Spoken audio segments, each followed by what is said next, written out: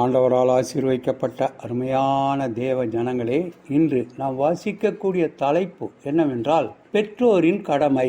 நீ அவைகளை உன் பிள்ளைகளுக்கு கருத்தாய் போதித்து உன் வாசல்களிலும் எழுதுவாயாக. உபாகமம் 6வது அதிகாரம் 7-9 வரை. நம்முடைய குழந்தைகள் சிறுவர்களாக இருக்கும்போதே அவர்களுக்கு தேவனை குறித்த அறிவை ஊட்டி வளர்ப்பது பெற்றோரின் கடமையாகும். நன்றாக வளரட்டும், அதன் பின்பு தேவனை குறித்தும் ரட்சிப்பை குறித்தும் பேசலாம் என்று விட்டுவிடக்கூடாது. சிறுவர்களாக இருக்கும்போது என்ன பழக்க வழக்கங்களை கற்றுக்கொள்கிறார்களோ அவைகளே வளர்ந்த பின்பும் அவர்களிடம் காணப்படும். உதாரணமாக, சில பெற்றோர் தங்கள் குழந்தைகளை ஆலயத்துக்கு வெளியே வைத்துக் கொண்டு நிற்பார்கள். இதற்கும் பல காரணங்கள் இருக்கலாம். குழந்தைகள் அழுவது, ஆலயத்தினுள் போதுமான காற்று இல்லாமல் இருப்பது, பிரசங்கம் செய்யும் ஊழியரை பெற்றோருக்கு பிடிக்காமல் இருப்பது என்று பல காரணங்கள் இருக்கலாம். ஆனால் நாட்கள் செல்ல செல்ல குழந்தைகள் ஆலயத்தினுள் செல்லவே விருப்பம் காட்டுவது இல்லை. பறந்த பின்பு பெற்றோர் இதை குறித்து வருத்தப்படுவதை பார்க்கிறோம். ஆனால்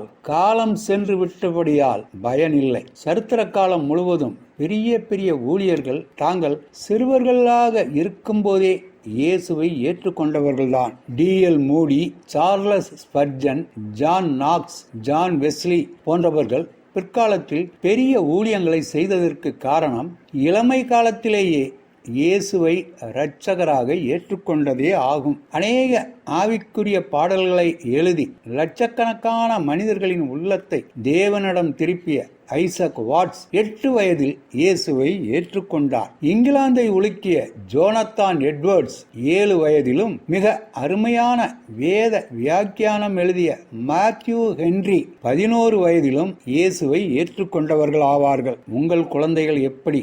அவர்கள் ரட்சிப்பின் அனுபவத்திற்குள் இதுவரையிலும் வராமல் இருந்தால் உங்கள் வாழ்க்கையை சற்று ஆராய்ந்து பாருங்கள். காரணம், நீங்களாக கூட இருக்கலாம். சற்று யோசித்து பாருங்கள். நம் பிள்ளைகளை எப்படி நடத்துகிறோம்? வேதம் சொல்லுகிற ஆலோசனைகளை வாசியுங்கள். நீ அவைகளை, அதாவது கர்த்தர் கற்பித்த கற்பனைகளும் கட்டளைகளும் நியாயங்களும் உன் பிள்ளைகளுக்கு கருத்தாய் போதித்து, நீ உன் வீட்டில் உட்கார்ந்திருக்கிற போதும், வழியில் நடக்கிற போதும், படுத்துக் கொள்ளுகிற போதும், எழுந்திருக்கிற போதும் அவைகளை குறித்து பேசி. உபாகமம் 6வது அதிகாரம் 7வது வசனம். ஆண்டவர் தாமே நம் அனைவரையும் ஆசீர்வதிப்பாராக. ஆமேன்.